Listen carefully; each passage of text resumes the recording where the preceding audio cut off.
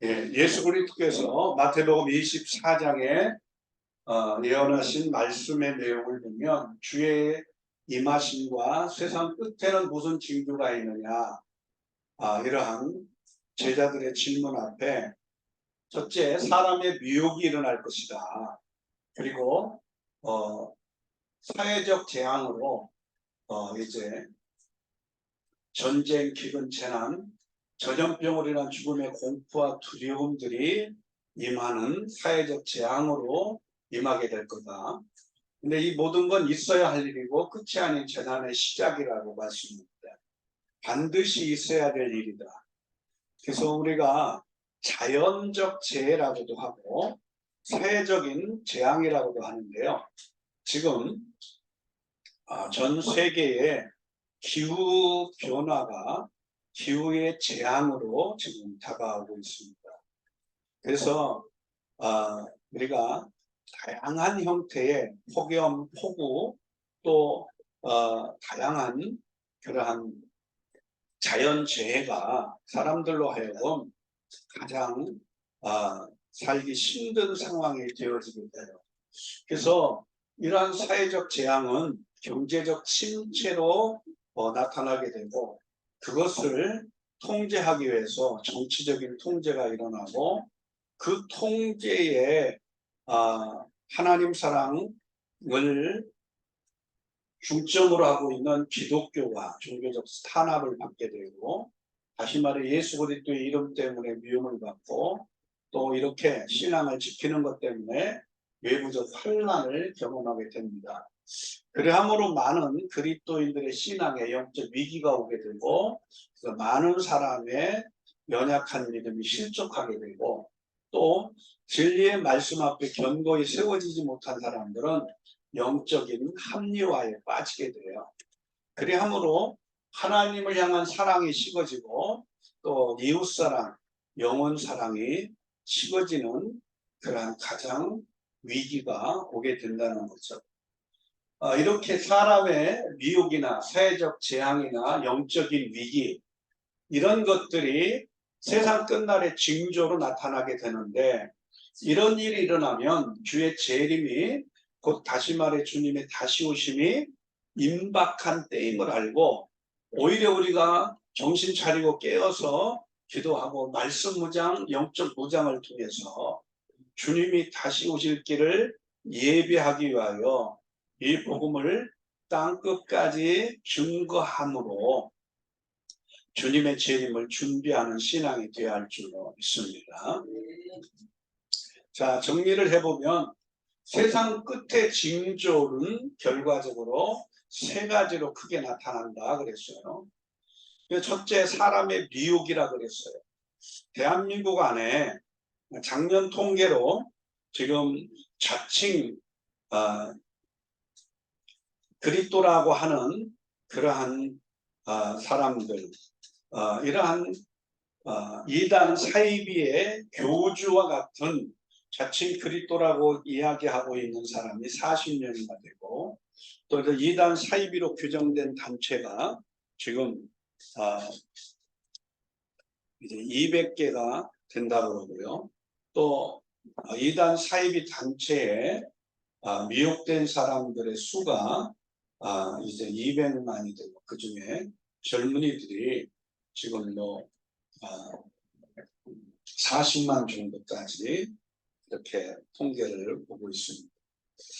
왜 이렇게 대한민국 땅 안에 많은 거짓 그리스도, 그리고 거짓 선지자의 역할을 담당하게 되는 사람의 미혹이 많이 일어나는가?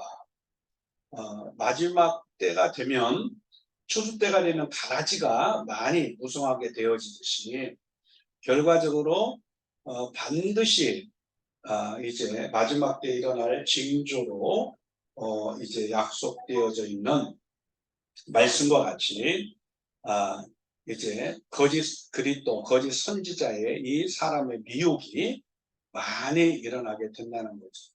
그 중에 이제 계시록 13장에 보면 하늘에서 불을 끌어내리는 표적을 행함으로, 이적을 행함으로 많은 택한 자들을 미혹하게 하는 일이 일어나게 될 거라는 거예요.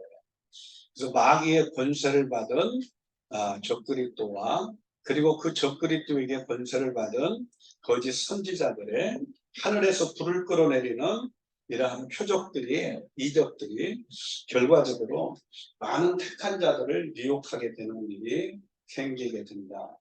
그래서 우리는 이러한 나타남의 현상에 이끌리는 신앙이 되기보다 바로 신앙의 본질, 또 기독교 영성의 본질인 그 예수 그리스도의 말씀과 영성에 충만하게 뿌리를 받고 말씀에 깊이 뿌리를 박은 그러한 뿌리 깊은 영성으로 우리의 신앙이 흔들리지 않고 이기는 자의 신앙이 되어야 할 줄 믿습니다.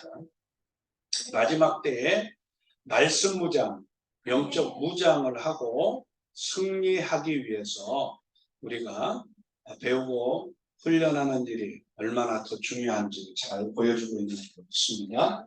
두 번째가 사회적 재앙이에요. 전쟁, 기금, 재난, 이러한 전염병으로 인한 죽음의 공포와 두려움.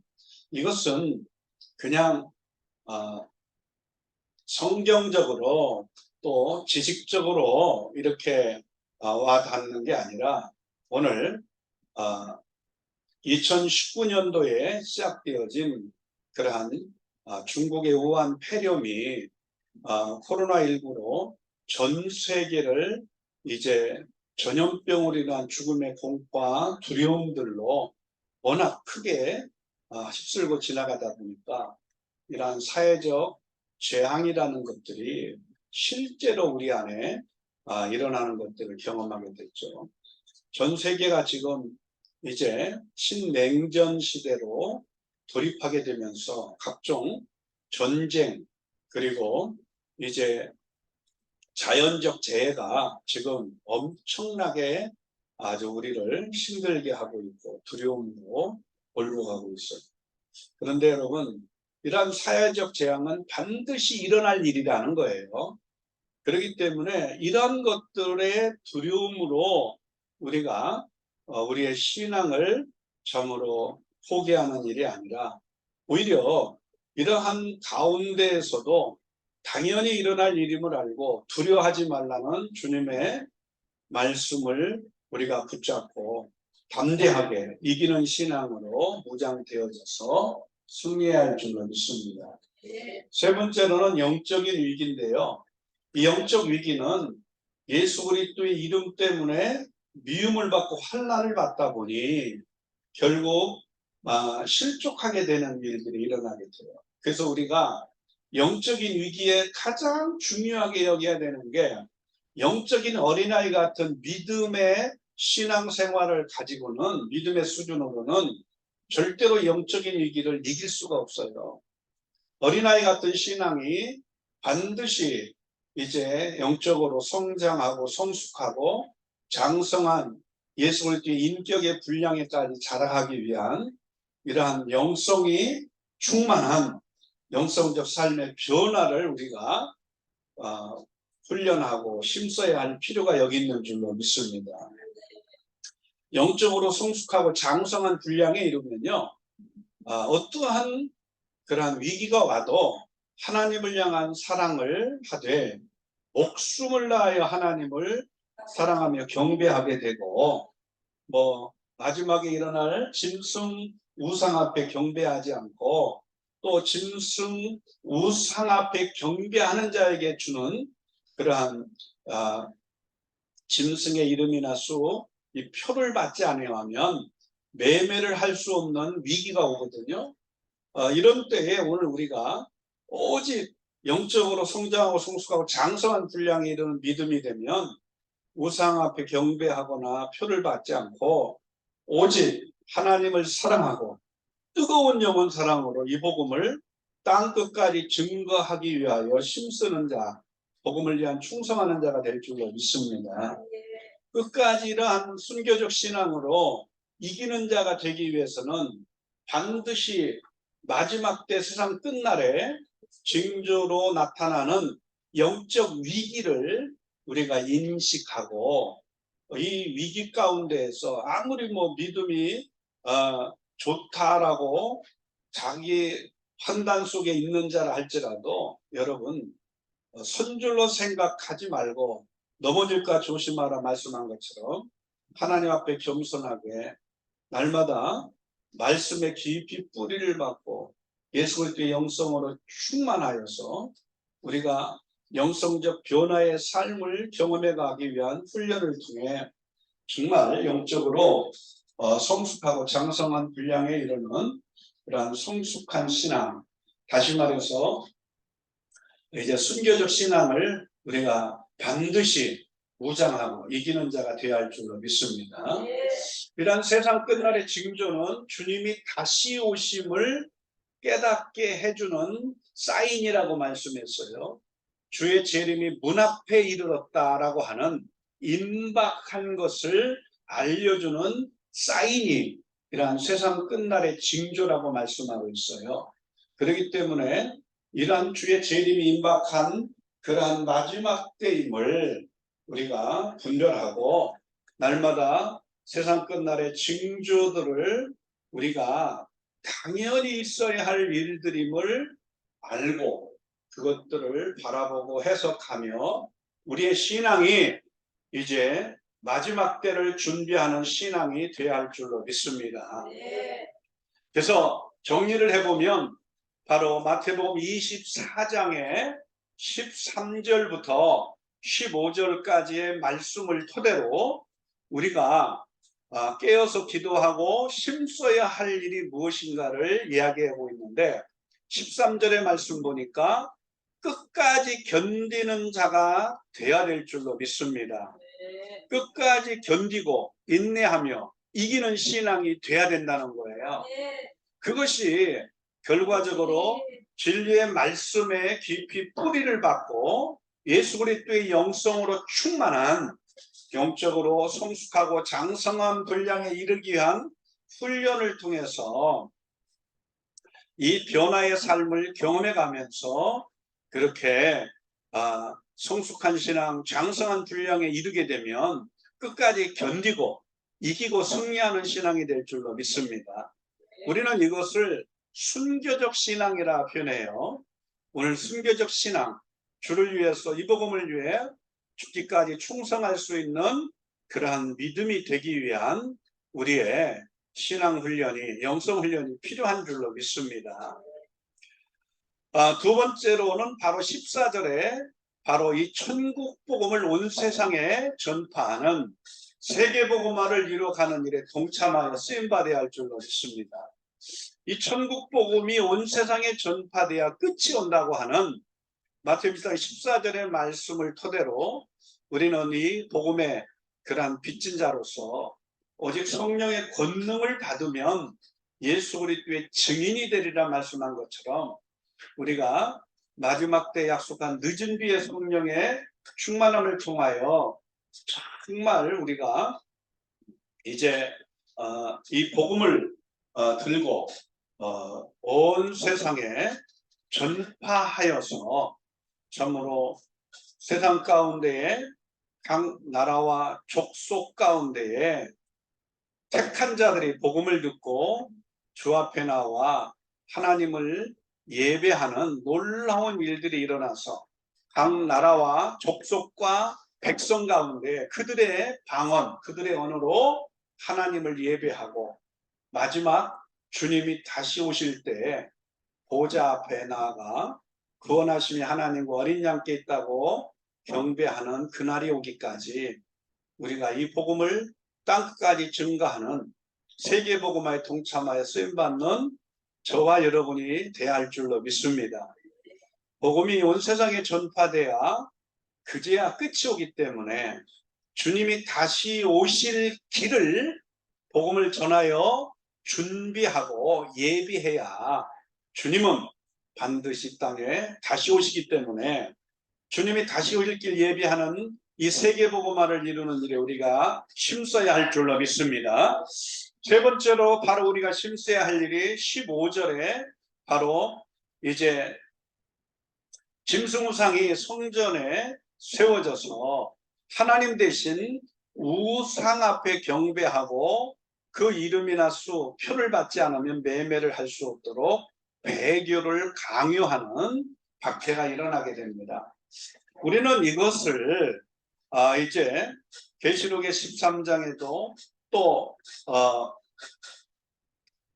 예수님께서 다니엘서 9장에 이제 24절로 27절까지의 말씀 가운데에 다니엘서를 통하여 예언했던 부분을 이제 인용하여서 마태복음 24장 15절로 16절에 말씀하고 있어요. 근데 이것이 계시록의 13장과 17장에 보면은 결과적으로 이제 8번째 왕 짐승이 결국 성전에 우상이 세워지고 우상 앞에 경배하는 배교를 강요하게 되고, 그렇지 않으면 죽이는 박해가 일어난다는 거죠.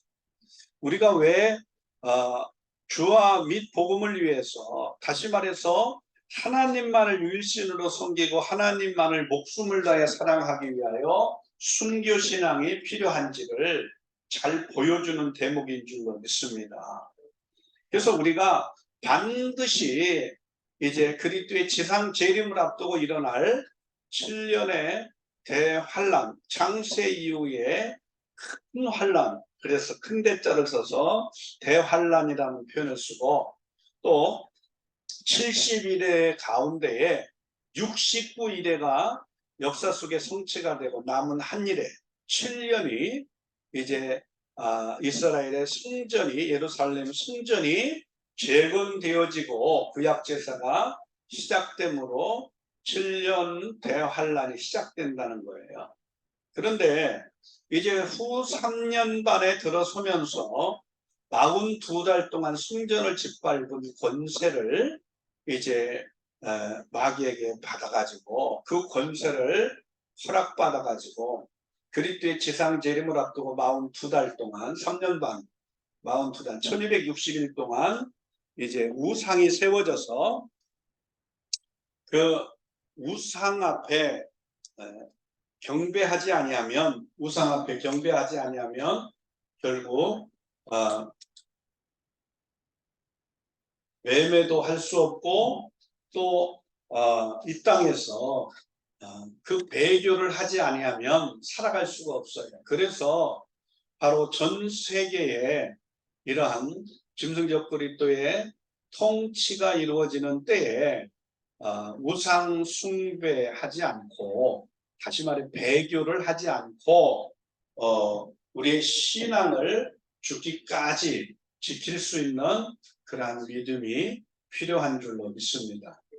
우리가요 알아야 됩니다. 미혹과 박해가 반드시 이제 다가오기 때문에 이 택한 자를 미혹해 하는 이 놀라운 미혹을 이기기 위해서 끝까지 견디고 인내하고 승리하는 신앙이 되기 위해서 말씀 무장이 필요하고요.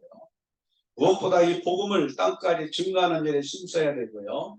바로 다가올 배교를 강요하는 박해를 이길 수 있는 순교적 신앙이 우리에게 요구되기 때문에 그 일에 우리가 말씀을 붙잡고 깨어 기도하고 힘써야 할 줄 믿습니다.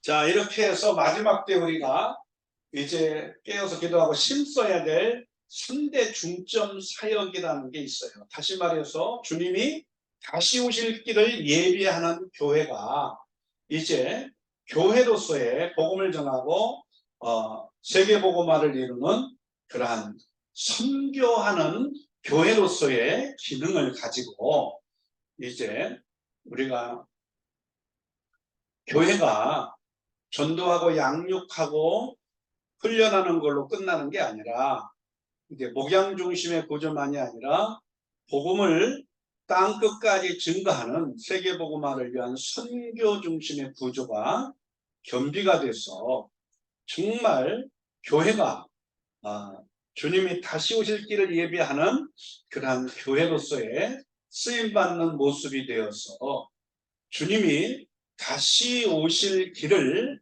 예비하는 세계복음화를 이루어가는 일에 동참하여 쓰임받는 교회가 되어야 할 줄로 믿습니다. 그래서 첫 번째로는 교회를 깨우고 처음 사랑을 회복시키고 심취된 영성을 회복시키고 이제 사명감을 회복시켜서 마지막 때 시대적 사명을 감당하기 위하여 일어나 빛을 비추는 선교 부흥이 일어나게 되어야 할 줄로 믿습니다.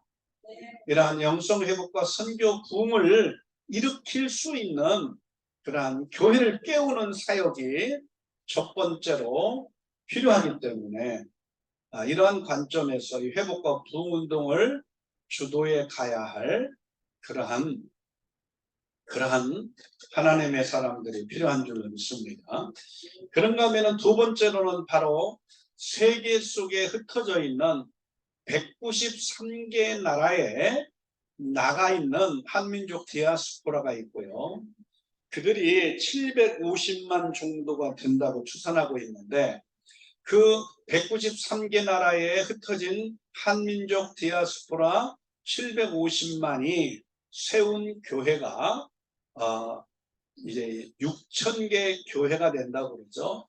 그렇기 때문에 그 한민족 디아스포라를 깨워서 그들로 하여금 현지의 문화와 현지 언어에 탁월하게 적용되어 있는 그들을 통해서 그들이 살고 있는 그 현지에서 복음을 전하여 세계복음화를 이루어 갈 수 있도록 만드는, 다시 말해 한민족 디아스포라를 깨우는 세계복음화 사역이 일어나야 할 줄로 믿습니다. 그래서 이렇게 한국 교회만이 아니라 세계 속의 한민족 디아스포라 교회를 깨우는 선교 부흥사가 마지막 때는 절실하게 필요한 줄로 믿습니다. 그래서 우리가 주님이 다시 올 길을 예비하는 그러한 교회 회복과 부흥운동, 또 세계 속에 흩어진 한민족 디아스포라를 깨우고 세계복음화에 동참하게 만드는 그러한 이러한 사역을 감당하기 위해서 이제 마라나타 순회 선교단의 그러한 선교 부흥사들을 이렇게 일으키고 그들이 한국 교회만이 아니라 세계 속에 있는 한민족 교회들을 깨워서 세계복음화에 동참하게 만드는 그 일들을 감당할 수 있도록 이제 한민족 이러한 한국 교회만이 아니라 한민족 교회 복음화를 위해 세계복음화를 위해서 결국 선교 부흥사회를 앞으로 이제 10월 달쯤에 이렇게 조직을 해서 11월부터 본격적으로 순회 사역을 시작하게 될 줄로 믿습니다. 이를 위해 기도 많이 해주시고 세 번째로 3대 중점 사역의 세 번째가 바로 반드시 앞으로 다가올 대환란이에요. 그래서 지상재림을 앞두고 바로 그리스도의 지상재림을 앞두고 일어날 그러한 미혹과 박해의 7년의 대환란, 이걸 이길 수 있는 순교 신앙을 무장해야 할 줄로 믿습니다. 우리가 이제 세계복음화는 어디까지 지금 역사 속에서 어디까지 이제 진행되고 마지막 남은 과업들이 어떻게 되는가를 우리가 알아야 세계복음화에 동참하여 쓰임받는 그러한 교회가 되고 우리의 사역이 될 줄로 믿습니다. 1974년도에 스위스 노잔에서 이제 전 세계에 그러한 같은 언어, 같은 문화권의 종족 집단들이 있다는 것을 발표를 하게 돼요. 그 중에 24,000개 종족 중에 13,000개가 복음을 들었고 11,000개가 아직 복음을 듣지 못한 미전도 종족이라는 것을 발표하게 돼요. 그러나 이 날프 윈터라고 하는 선교 전략가에 의하여 발표되어진 노잔 1차 대회에서 발표된 것을 가지고 전 세계가 힘쓰지를 못하게 됐어요. 그러다 보니까 다시 2차 노장 대회가 일어나게 됐는데 1989년 필리핀 마닐라에서 2차 모임이 있게 될 때에 1989년도 2차 모임에서 이제 남아있는 11,000개의 아직 복음을 듣지 못한 그러한 종족 집단들에게 집중하여 전략적으로 복음을 전하자. 그 일에 다시 이제 계획을 세우고 거기에 집중하여서 전 세계 복음 전도자들 또 선교하는 교회 선교사들이 함께 모여서 결의를 하게 되고 집중을 하게 돼요.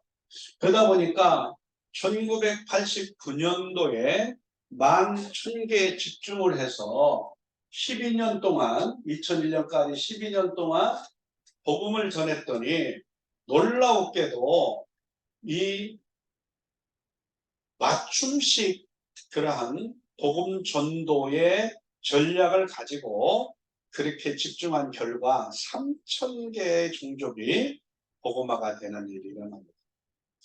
그리고 2001년부터 2004년까지 3년 동안 2,000개, 또 2004년부터 2008년까지 4년 동안 2,700개, 2008년부터 2010년까지 2년 동안 1,800개, 그리고 2010년부터 2018년까지 8년 동안 1,000개의 복음화가 이루어지는 놀라운 역사가 일어나게 돼요.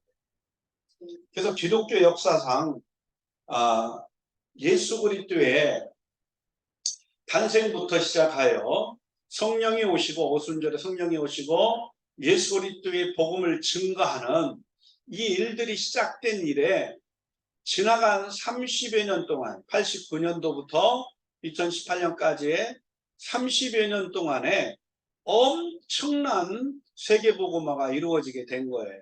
그래서 11,000개에 집중하여 복음을 전하다 보니 1,500개의 종족들에게 복음을 전하게 되고 아직도 지금 복음을 듣지 못한 종족이 약 500개 이상이 있다고 표현하고 있어요.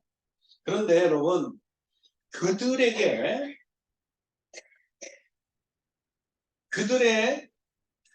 언어, 난곳 방언이라고 하는 모국어, 어머니의 품에서 배우고 자란 그 모국어로 성경이 번역이 되고 그 모국어로 복음을 들고 가는 전도자들, 선교사들에 의하여 그 500개의 그러한 남아있는 그러한 종족들이 복음을 듣게 되어지는 그러한 필요성이 있는데 그것을 이제 도시선교 전략이라고 하는 관점에서 전 세계에 도시화가 이루어지고 많은 인구의 이동들이 일어나게 되면서 소도시의 그 동질 집단 가운데의 소그룹 중에 많은 사람들이 다양한 필요에 의해서 대도시로 이동을 하게 돼서 그 소그룹이라고 하는 동질 집단에 다 찾아갈 필요가 없이 도시선교 전략상 대도시에 모여있는 사람들을 찾아가서 만나가지고 복음을 전하여 그들로 돌아가서 그들 동질 집단에 복음을 전하고 교회가 세워지도록 그래서 자생적 복음화가 이루어지도록 만드는 도시선교 전략이 지금 필요한 때가 온 줄로 믿습니다.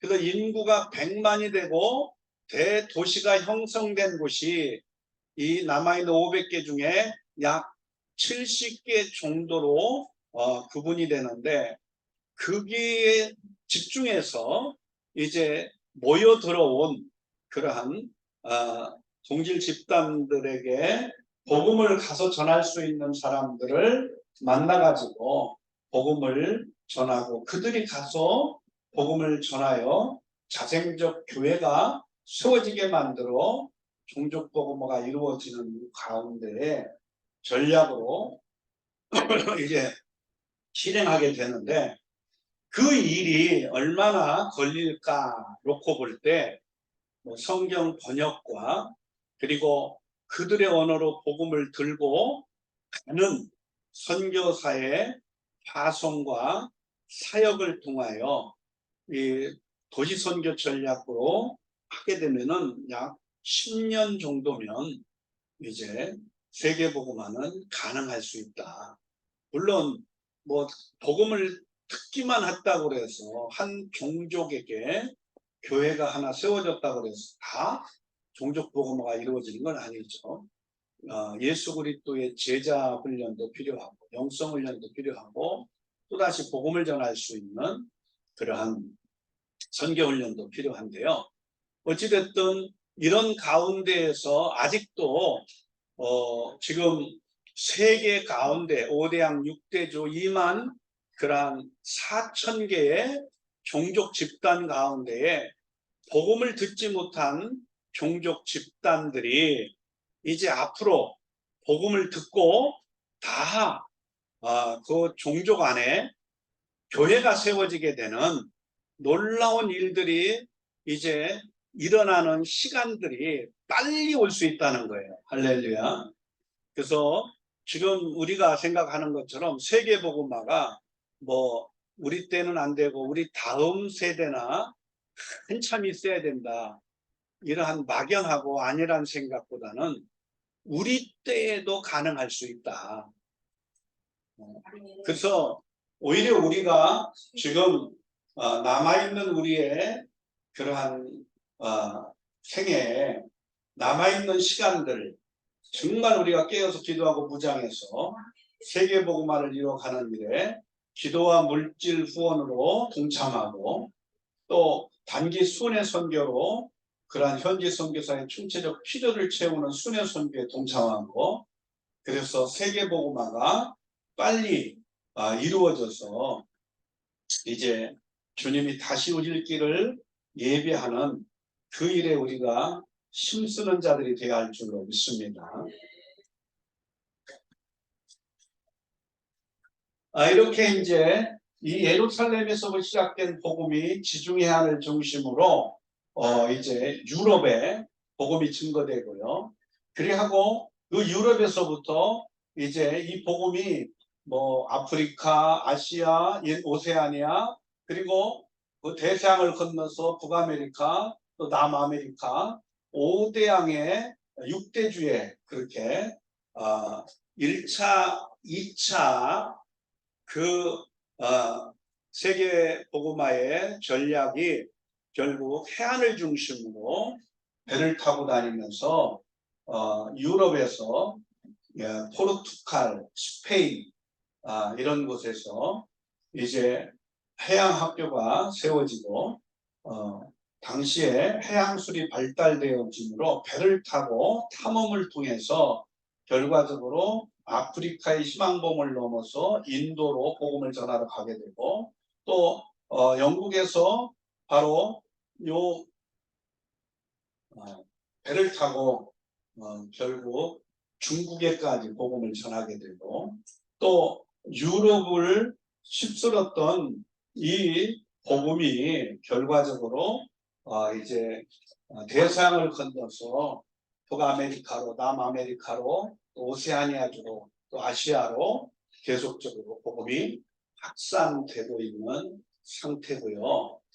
복음이 한번 지나온 자리에 결국 침체된 처음 사랑과 또 영성 또 잃어버린 사명감들을 회복하고 다시 한번 그들이 일어나서 이제 마지막 남은 세계 선교를 위해서 세계복음화를 위해서 이 선교를 이루어 가기 위해서 그들이 다시 한번 교회들이 일어나는 선교 부흥이 일어나서 전 세계 교회가 세계복음화를 이루어가는 일에 주님이 다시 오길 예배하는 일에 쓰임받도록 이러한 회복과 부흥이 복음이 지나온 자리에 필요한 줄로 믿습니다.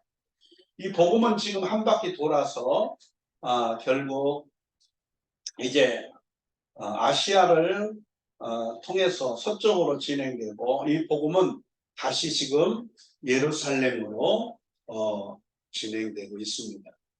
여러분 우리가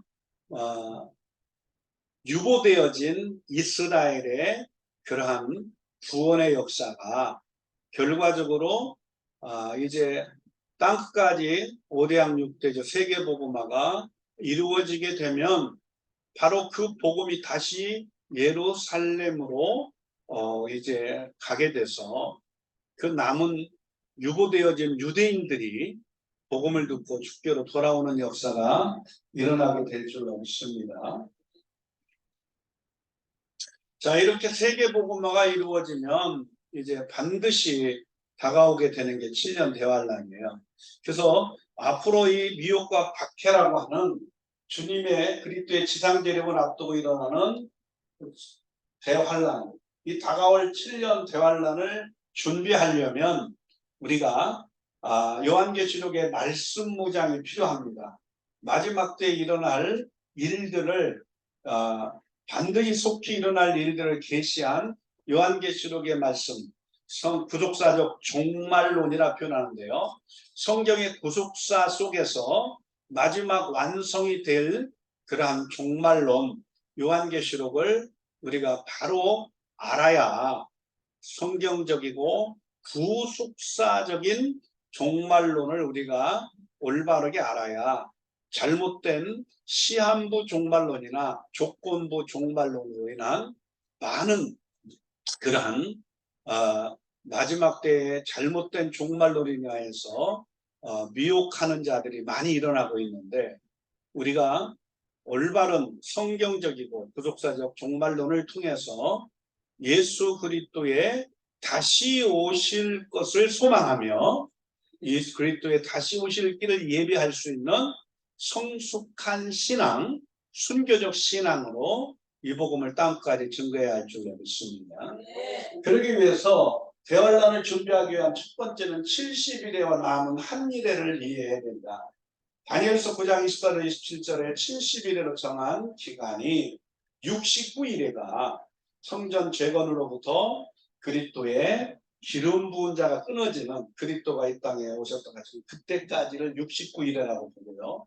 남은 한일에는 지금 유보가 되어 있는데 바로 남은 한일에는 성전이 다시 재건되면 결국은 이제 구약 제사들, 유대인의 구약 제사가 시작이 되며 7년 평화제약을 맺고 결국은 진행이 되게 돼요.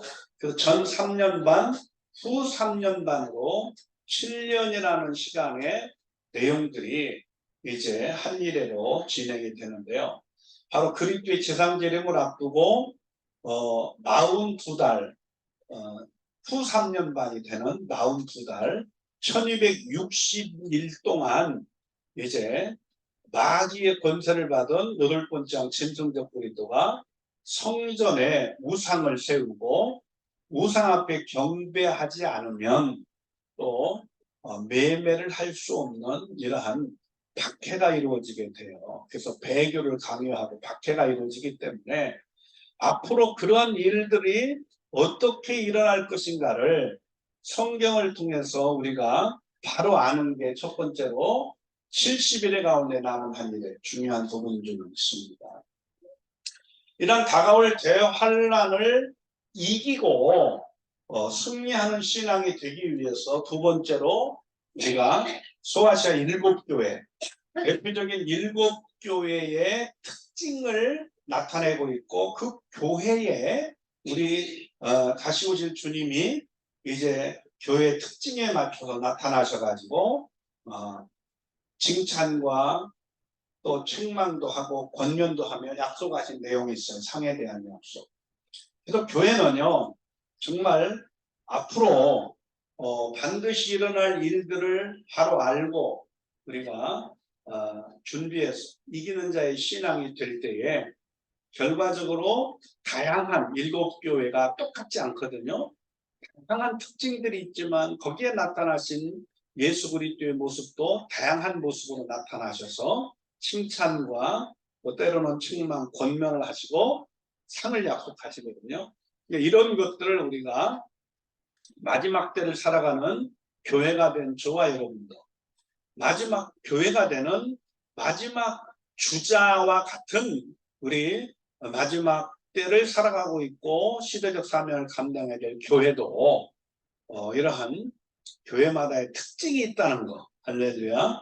그리고 거기에 맞춰서 주님께 인정받고 칭찬받고 또 좀 연약하고 부족한 것 때문에 이제 책망도 받지만 또다시 회개와 더불어 권면을 하시잖아요. 다시 일어서서 하나님 앞에 이 맡겨진 시대적 사명을 감당하기 위해 복음을 위해 충성하면 약속한 상이 있기 때문에 저와 여러분 이러한 믿음을 갖고 그 약속한 상을 가지고 오실 주님을 바라보고 약속한 상을 받는 그 영광의 그날을 바라보며 교회가 깨어서 기도하고 무장하여 이기는 승리하는 교회가 되어야 할 줄로 믿습니다. 교회는 반드시 알아야 될 것이 있어요. 그게 바로 뭐냐면 7년 대환란의 때, 다시 말해서 그리스도의 지상재림을 앞두고 7년 대환란의 때에 어떠한 일들이 일어날 것인지를 표현하고 있는 게 세 번째로 일곱인입니다. 일곱인의 재앙들 하나하나에 반드시 속히 일어날 일들을 기록한 그러한 두루마리를 이제 계속 인을 뗄 때마다 어떠한 재앙들이 일어날 것이냐 일곱인으로 표현하고 있는데 우리가 이것들을 알아야 마지막 때에 일어날 일들을 바로 알고 우리가 두려워 떨며 우리의 뒤로 물러가는 신앙이 아니라 두려워하지 않고 담대하게 이기는 신앙이 되고 또 말씀에 견고히 뿌리를 내리고 뿌리 깊은 영성으로 끝까지 인내하며 승리하는 사명 감당하는 교회가 되어야 될 줄로 믿습니다.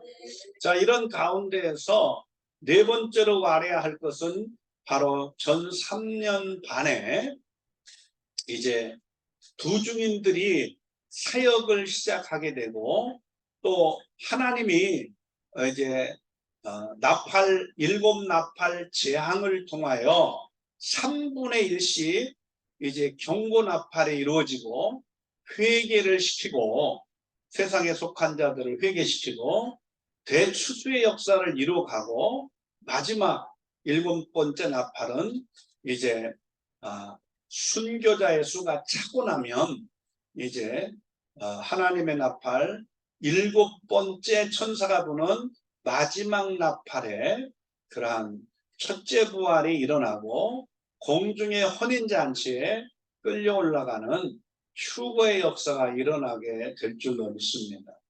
일곱 나팔 재앙의 역사들이 어떻게 일어나게 될 건지 모두 믿는 자들 교회는요 첫째 부활의 소망을 가지고 살아야 할 줄로 믿습니다.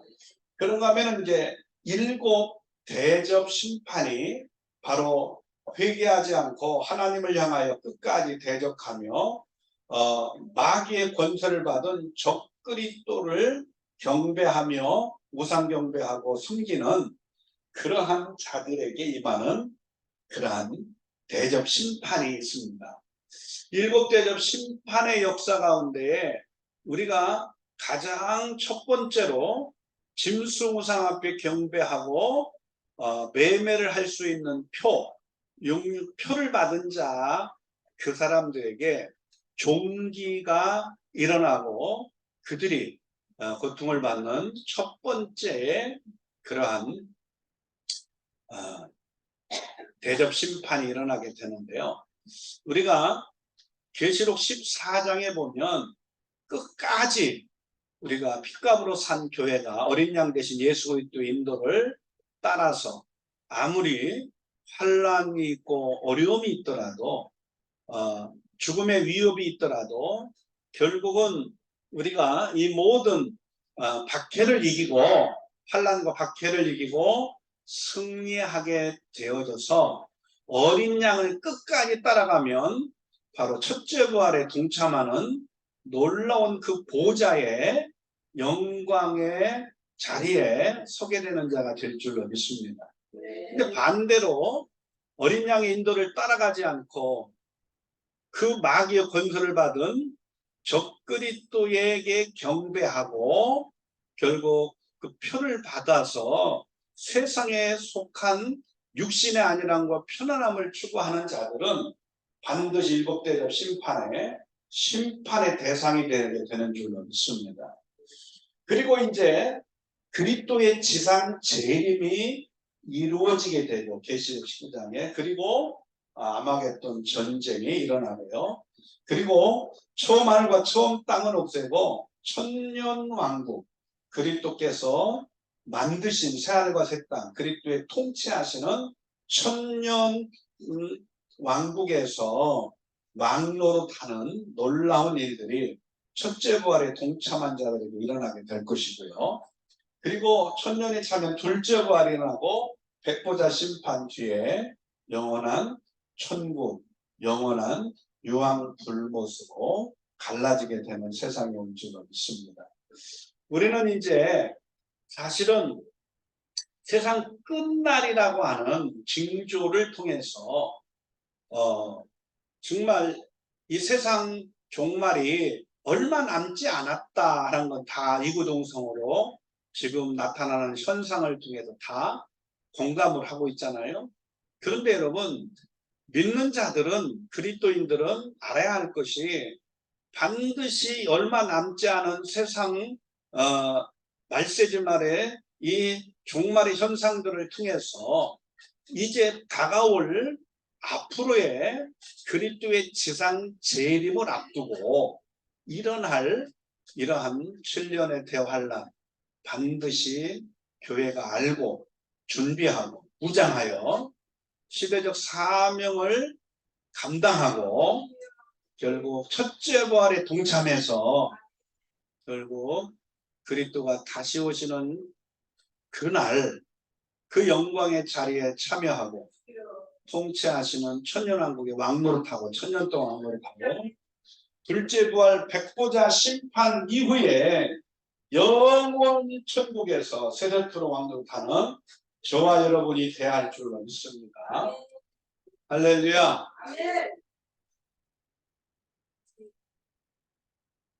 반드시 다가올 대환란을 이길 순교신앙을 무장해야 될 필요가 있잖아요. 우리가. 그래서 대환란을 이길 순교적 신앙은 무엇으로 이제 되어지느냐? 성경의 창세기부터 계시록까지 구속사적 종말론, 특별히 마지막 구속의 완성을 이루실 그리스도의 재림을 앞두고 지상 재림을 앞두고 일어날 일들을 기록한 계시록의 말씀을 묵상하고 우리가 정말 말씀으로 무장한 자가 다시 예언하리라 말씀한 두 증인같이 우리가 알고 쓰임받는 자들이 되어야 할 줄로 믿습니다. 자, 요한계시록의 중요성을 좀 살펴보겠습니다. 계시록의 말씀의 중요성, 다가올 그리스도인의 그러나 그리스도인 당하는 환란이 있다는 걸 알고 준비해야 돼요. 분명히 7년 대환란은 다가올 줄로 믿습니다. 또 다 휴거받는 게 아니라는 사실. 또 휴거되지 못한 남은 자들이 대피령도 알고 있어야 되고 적그리스도 거짓 선자들의 미혹에 대처해야 되기 때문에 또 짐승 적그리스도의 우상 숭배를 거부하고 또 짐승 이름이나 수 우상 경배와 더불어 이름이나 수 바로 용용력 표를 받지 않아야 됩니다. 우리가 한 가지 꼭 기록해야 될 것이 666이라는 표가 상징이다. 매매하는 수단의 그러한 표다. 여러 가지 모양으로 이야기하지만 반드시 기억해야 될 게 그것이 매매를 하는 도구인 것은 사실이죠. 근데 여러분 그것을 받기 위해서는 반드시 전제 조건이 그 배교를 해야만 받을 수 있는 거예요.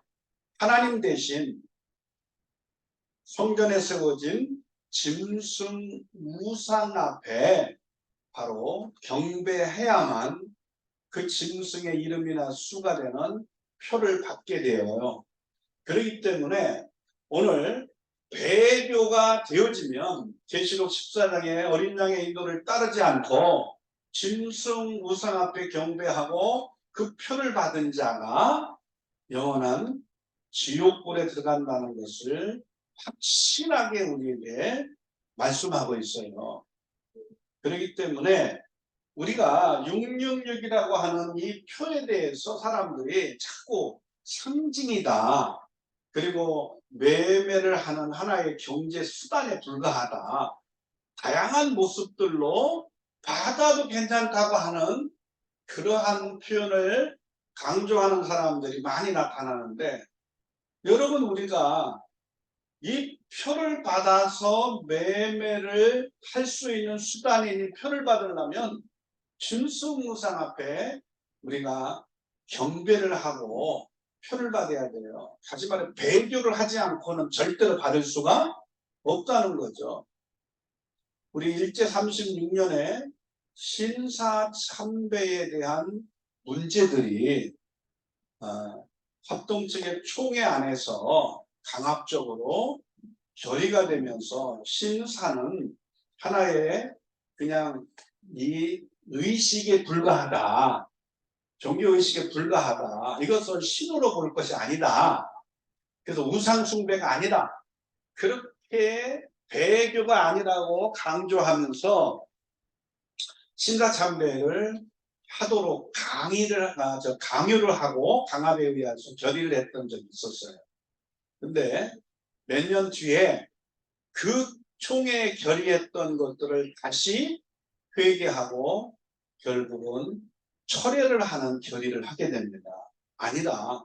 그것은 그냥 하나의 예배 의식이 아니라 그냥 세상에서 말하는 그저 그런 의식이 아니고 이것은 하나님 앞에서 배교하는 행위다. 그래서 안 된다. 신사 참배를 거부해야 된다. 그렇게 하게 됐고, 이 일로 인해서 찬성하던 사람들이 있었고 반대하던 사람들이 있었어요.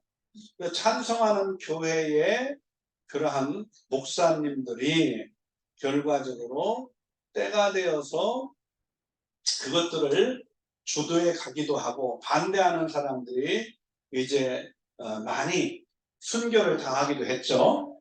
그런데 이 일로 인해서 1952년도에 결과적으로 이제 신사참배를 반대하는 사람들에 의하여 새롭게 목사님들이 교단이 형성이 돼요. 그게 바로 고신측입니다. 그리고 그 다음 해에 53년도에 또 이제 또 하나의 그러한 교단이 또 파생이 되게 되고요. 그로부터 이제 10여 년 뒤에 결과적으로 장로교 합동 측에서도 결국 WCC의 문제까지 거론이 되면서 현대적 성경 해석의 방법을 따르는 성경관을 가르치고 또 WCC에 대한 문제들을 이제 강조하는 사람들에 의하여 그렇게 또 교단이 갈라지게 돼요. 그래서 52년도에는 이 일제 신사참배에 대한 총회 결의를 했던 것들이 결과적으로 총회에서 다시 그렇게 번복이 되긴 했지만, 철회가 되긴 했지만, 신사참배한 사람들을 반대해서 신사참배를 반대한 사람들이 50여 년의 고신측으로, 53년도에는 현대적 성경 해석에 대한 이 성경관을 가르치고 있던 그러한 사람들을 중심으로 해서 이제 기독교 장로회가 기장이라고 그러죠. 기독교 장로회.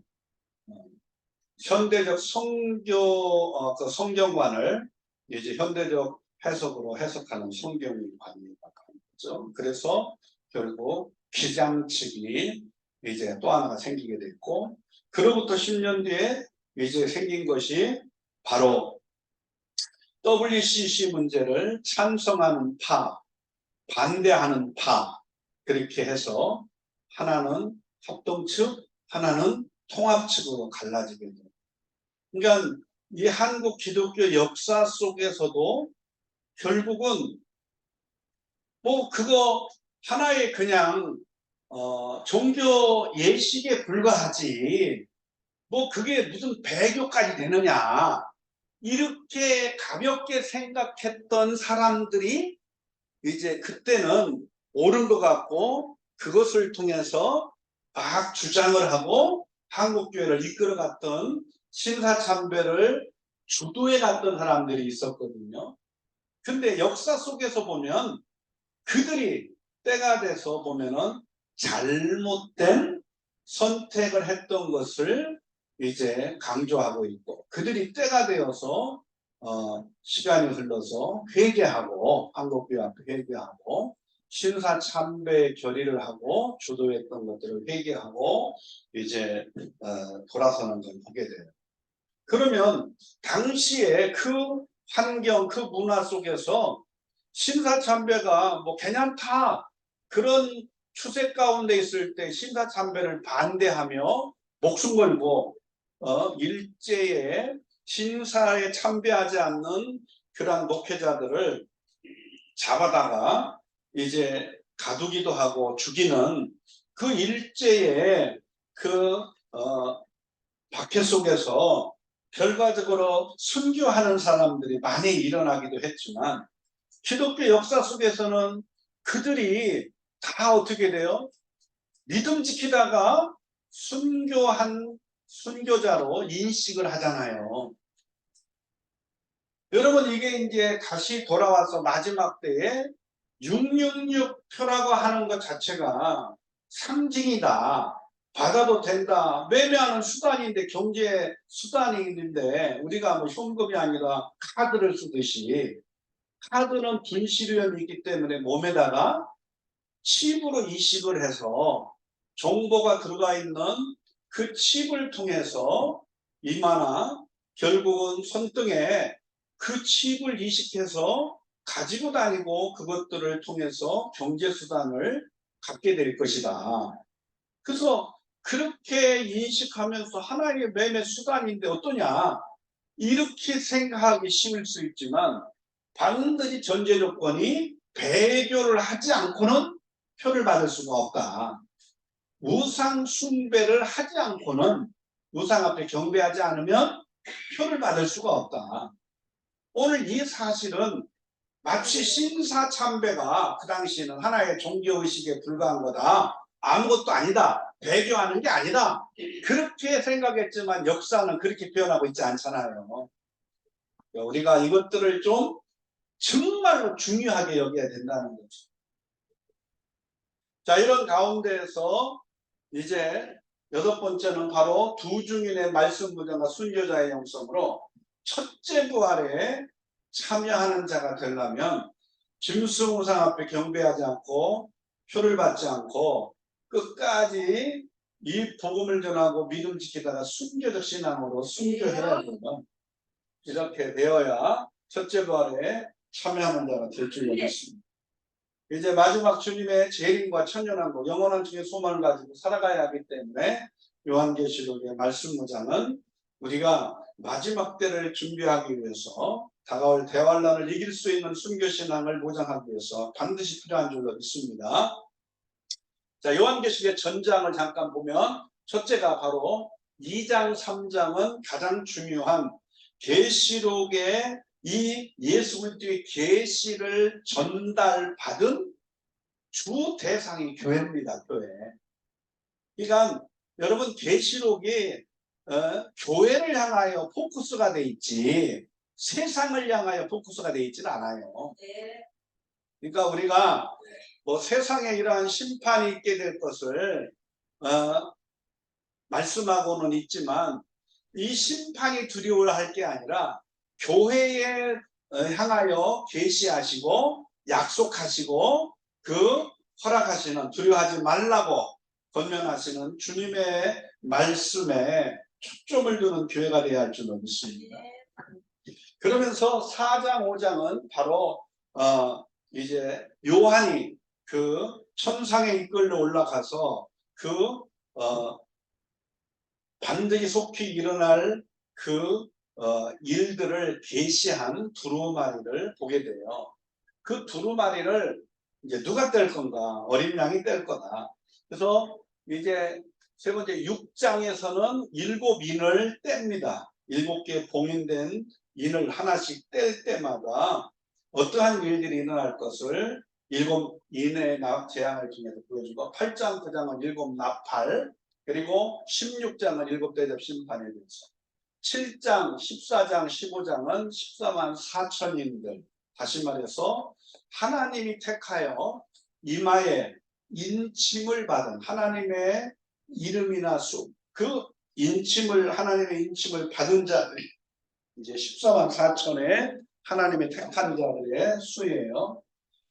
자, 그런가 하면은 바로 계시록 14장은 14만 4천인들의 자격이 어떤 사람들이고, 15장에는 14만 4천의 영광이 어떠할 것인가. 그래서 바로 그 보좌 앞에서 새 노래를 부르고 배우고 부른다.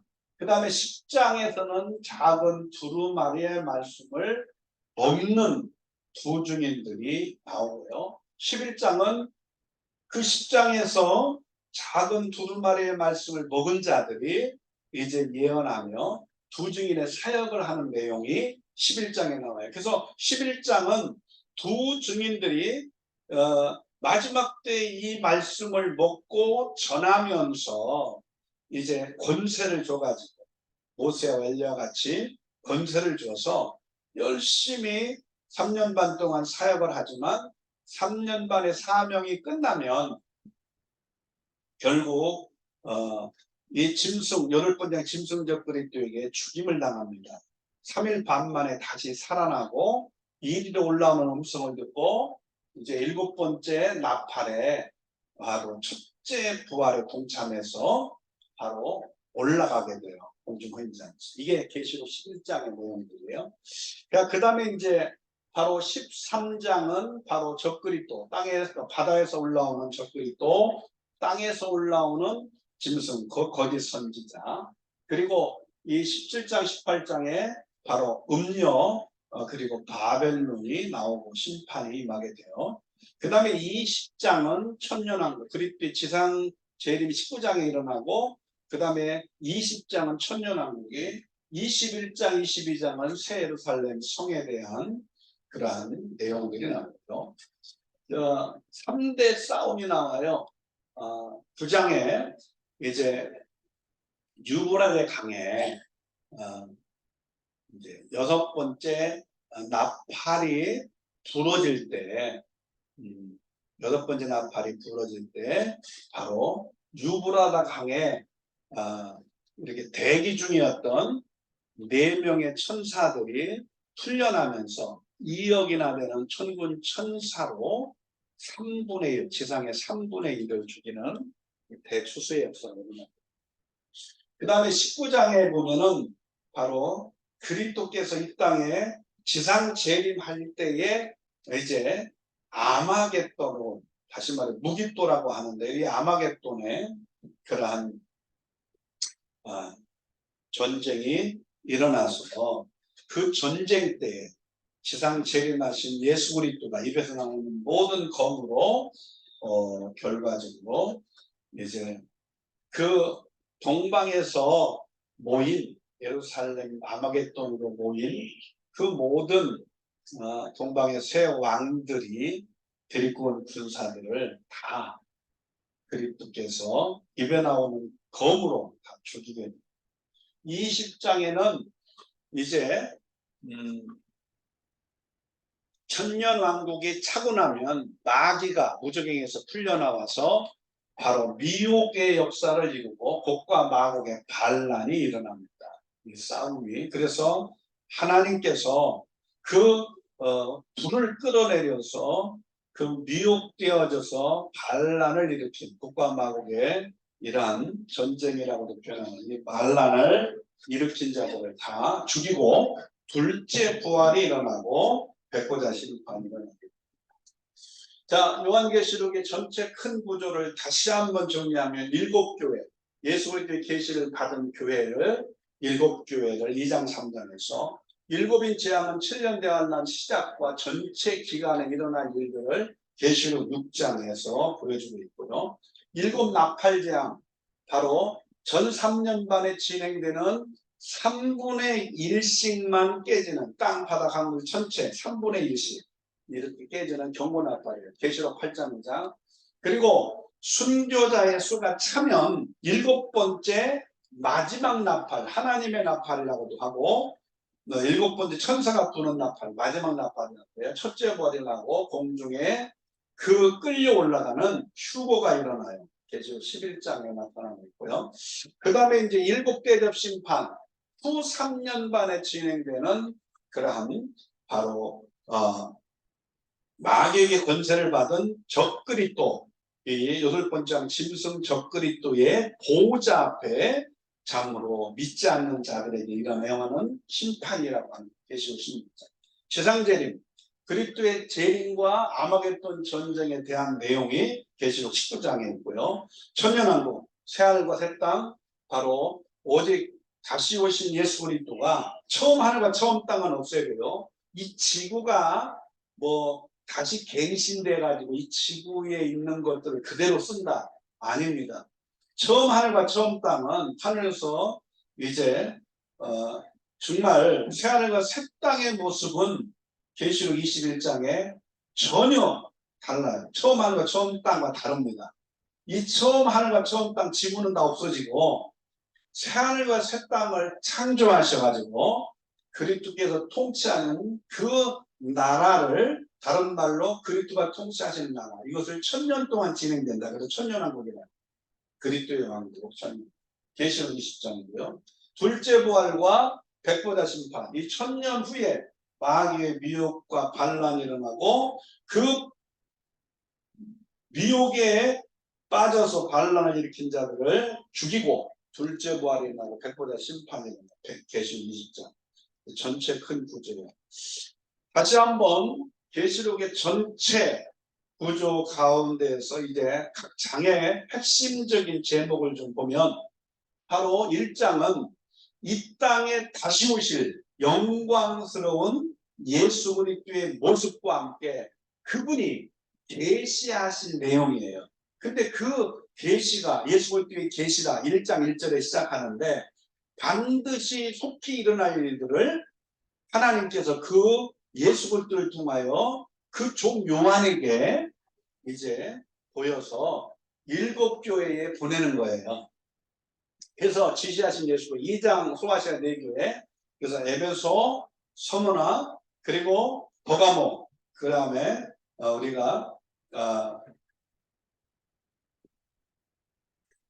우리가 이제 두아디라 교회, 이렇게 4개의 교회가 2장에 있습니다. 에베소, 서머나, 버가모, 그리고 두아디라. 그리고 3장에는 바로 사대교회, 그리고 빌라델비아, 그리고 마지막 7번째 라오디게아. 여러분, 이 7교회의 모습이 다 다르고 그 교회에 나타나신 주님의 모습도 다르고요. 그리고 그 교회마다 잘하고 있는 것에 대하여 칭찬하시고 인정하시고, 그 인내와 수고를 다 인정하시고, 또 그 칭찬하시고 인정하는 것만이 아니라 또 잘못하고 연약한 부분은 이제 돌이키라고 회개를 촉구하고 권면하고, 그러면서 상을 다 약속하셔요. 그러니까 이게 교회마다 다 다르다. 그래서 다른 사람하고 비교할 거 없어요. 각자에게 주신 은사, 주특기 은사대로, 주특기 사명대로, 부르신 사명, 그리고 그러한 자들이 모인 교회에 맡겨진 그러한 사명대로. 할렐루야. 우리는 지금 부흥선교교회는 결국 어떻게 해요? 마지막 때에 주님이 다시 올 때를 예비하기 위해서 정말 3대 중점 사역에 힘쓰는 하나님의 종들을 훈련하고 무장하고 파송해서 한국 교회와 세계 속에 있는 한민족 교회를 깨우고 세계복음에 동참하게 만드는 그 일들을 이루어가는 교회예요. 그냥 4장에서는 천상의 보좌 앞에 실상, 바로 5장에서는 인봉된 작은 두루마리, 반드시 속히 일어날 일들이라고 하는 계시가 어떻게 앞으로 이루어질 것인지를 지금 봉인해 놨다는 거죠. 두루마리를 적어서 말아가지고 봉인해 놨다. 이 봉인된 걸 6장에서 떼는 거예요. 누가 떼요? 바로 유다 지파 사람, 이긴 자, 다윗의 후손으로 오신 누구? 예수 그리스도. 어린 양 대신 예수 그리스도가 뗀다. 그래서 이거 계시록은요 봉인된 것이 아닙니다. 지금요 열어서 보여주고 이게 뭐예요? 물어보면 다 말씀하셔서 해석해주고, 그래서 이것들을 기록해서 소아시아 7개에 보낸 것처럼 마지막 주자가 되는 이 마지막 때 교회들에게도 다 주신 거예요. 근데 우리가 지금 계시록을 뭐 아직도 덮어놓고 있기 때문에, 인봉해 놓고 있기 때문에 계시록은 절대로 쉽게 읽어서도 안 되고 해석해서도 안 되고 풀 수가 없다. 그런데 여러분, 이미 계시록을 창세기부터 구속의 언약에 대한 관점에서부터 어떻게 성취가 되고 예수 그리스도가 다시 오시게 될 것을 약속하고 있는데, 예수 성령의 구속사 속에, 3일차 하나님의 구속사 속에 예수 그리스도를 중심으로 이 천국 복음에 초점을 맞춰서 바라보면 계시록이 다 해석되고 풀립니다. 할렐루야. 그 다음에 이제 바로 7장에는 14만 4천인, 그 다음에 8장은 7 나팔장, 첫째부터 넷째가, 9장에는 5번째 나팔, 6번째 나팔, 계시록 11장에 이제 7번째 나팔이 불어지는 게 11장에 나와요. 그 다음에 이제 10장은 작은 두루마리, 11장은 작은 두루마리를 먹은 두 증인들이 사역을 하다가 사명이 끝나면 3년 반 뒤에 이제 싸우다 죽고 3일 반 만에 살아나서 7번째 나팔에 이리로 올라오는 음성이 올라가는 거예요. 그래서 이 나팔 재앙 가운데에서 8장은 첫째부터 넷째, 9장은 5, 6째, 마지막 나팔은 7번째 나팔은 11장에 두 증인들이 죽은 지 사흘 반 만에 이제 7번째 나팔이 불어집니다. 자, 12장은 바로 해를 입은 여자, 이 해를 입었다는 말의 의미가 바로 그 하나님의 영광을 해로 상징하고 표현하고 있어요. 그래서 그 하나님의 영광, 보좌의 영광 가운데에서 이 여자는 교회를 상징하고 해를 입습니다. 그래서 교회와, 그리고 이제 공중권세를 잡은 그 마귀가 있는데, 그 하늘에서 공중으로 예수 그리스도가 공중 혼인잔치를 준비하기 위해서 내려오시면서 공중에 싸움이 일어나요. 천상의 싸움이라고 해요. 계시록 12장에 이제 7절부터 쭉 보면은 바로 하늘에 전쟁이 일어나요. 싸움이 일어나요. 그 어떻게 해요? 공중에서 그 마귀가 쫓겨나요. 지상으로. 그러면서 이 땅에 그런 하나님의 영광 가운데 있는 여자, 곧 해를 입은 여자, 교회를 핍박하기 시작하는 거예요. 그래서 그런 가운데에서 죽고 올라가는 교회가 있고 남은 교회가 있어요. 남은 것은.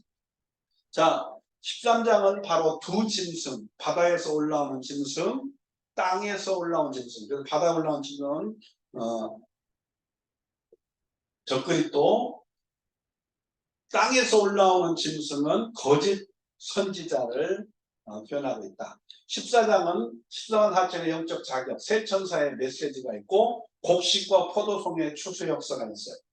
그래서 우리가 이제 이 포도송이 추수는 마지막 심판에 대한 포도를 걷어서 포도를 들여놓고 발로 밟아서 깨뜨려 가지고 나오는 게 포도송의 추수고요. 곡식은 익은 곡식을 거두는 목적이고요. 창고에 들이잖아요. 바로 이 곡식 추수가 대추수의 역사예요. 영어는 택한 영어는 주께로 15장 14만 하천의 영광 그리고 새노래를 배우는 거죠. 그리고 14장 7대접 심판이 이제 바로 하나님 회개하지 않고 하나님을 향하여 대적하고 있는 그러한 세상의 심판을 하는 거죠.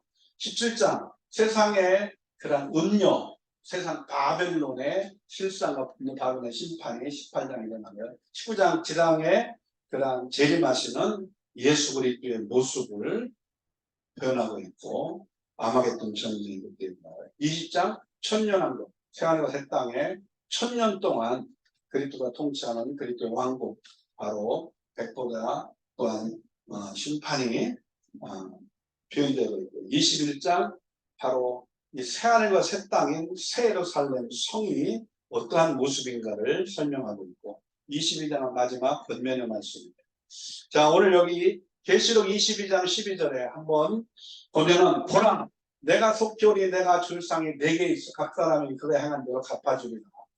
자 3장 21절에 계시록 3장 11절에 내가 속히 오리 내가 가죽을 굳게 잡아 아무도 내 면류관을 빼앗지 못하게 하라. 마태복음 24장 41절 그러므로 어떻게 해요? 깨어있으라.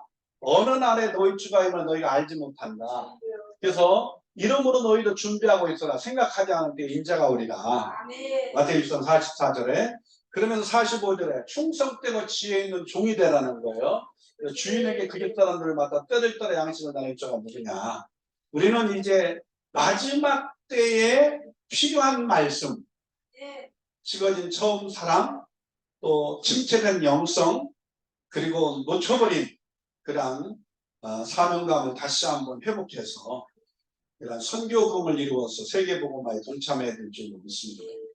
이제 마지막 때는 정말 지금 주님이 다시 오실 길을 예비하기 위한 필요한 이 말씀을 우리가 전해야 돼요. 할렐루야. 별빛에 계시하신 요한계시록을 바로 알고 무장하여서 전하는 저와 여러분이 되어야 될 것이라 믿습니다. 기도하겠습니다. 아버지 하나님, 우리가 마지막 때를 살아가면서 마지막 때 반드시 속히 일어날 일들을 계시하신 이 요한계시록을 창세기부터 하나님의 구속사 가운데 예수 그리스도를 중심으로 복음에 초점을 맞춰서 잘 해석하고 올바른 종말론을 통하여 이 시한부 종말론, 조건부 종말론의 잘못된 종말론의 미혹이 판을 치고 있는 이때에 우리가 말씀에 깊이 뿌리를 받고 정말 하나님의 택한 도중인으로서 사명을 감당하고 우리가 마지막 때 깨어서 승리하고 약속한 상을 누리는 우리 모두가 되게 주시옵소서. 우리 주 예수 그리스도의 이름으로 기도하옵나이다.